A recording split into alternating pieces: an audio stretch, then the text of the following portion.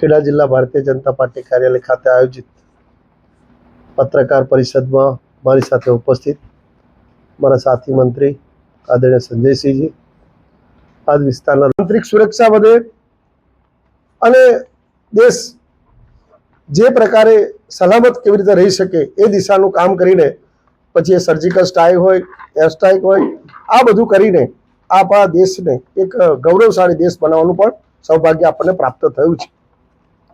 આ સાથે જે દેશમાં ચાલતો નક્સલવાદ નાબૂદ કરવામાં પણ અહમ ભૂમિકા આ કાર્યકાળમાં થઈ છે। વિશેષ વાત કરીએ તો 12 વર્ષના કાર્યકાળમાં મોદી સાહેબે જે જનકલ્યાણની જે યોજનાઓ કરી એમાં સૌ પ્રથમ 58 કરોડથી વધુ લાભાર્થીઓને બેંકના ખાતા નવા ખોલ્યા।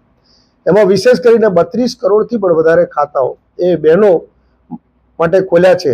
એ આપણા માટે સૌથી મોટું મહત્વનું છે અને આપ સૌ જોઈ રહ્યા છો કે જે કોરોના કાળમાં સમયથી આ દિન સુધી અને 2029 સુધી જે 81 કરોડથી પણ વધુ પરિવારોને જે મફત રેશન આપવાની જે શરૂઆત કરી છે એ પણ મોદી સાહેબની ખૂબ મોટી સિદ્ધિ ગણી શકાય છે।